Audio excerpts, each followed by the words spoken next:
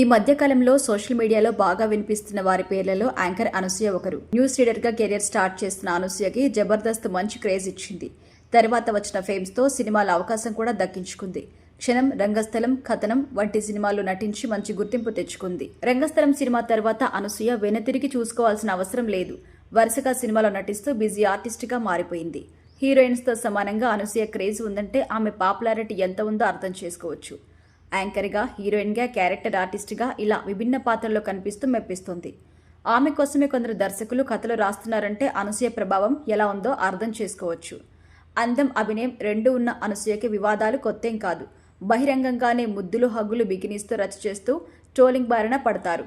అయితే సోషల్ మీడియాలో చెక్కు చెదరని అభిమానగణం ఆమె సొంతం. అనసూయకి సోషల్ మీడియాలో మిలియన్స్ కొద్ది ఫాలోవర్స్ ఉన్నారు. ఈ హాట్ బ్యూటీ 38 ఏళ్ల వయసులో కూడా యంగ్స్టర్స్కి గట్టి పోటీ ఇస్తుంది. అయితే చీర కట్టినా, డ్రెస్ వేసినా తన చూపులతోనే గుచ్చేస్తుంటుంది అనసూయ. ఇటీవల అనసూయ తన సోషల్ మీడియాలో పోస్ట్ చేసిన ఫొటోస్ వైరల్ అవుతున్నాయి.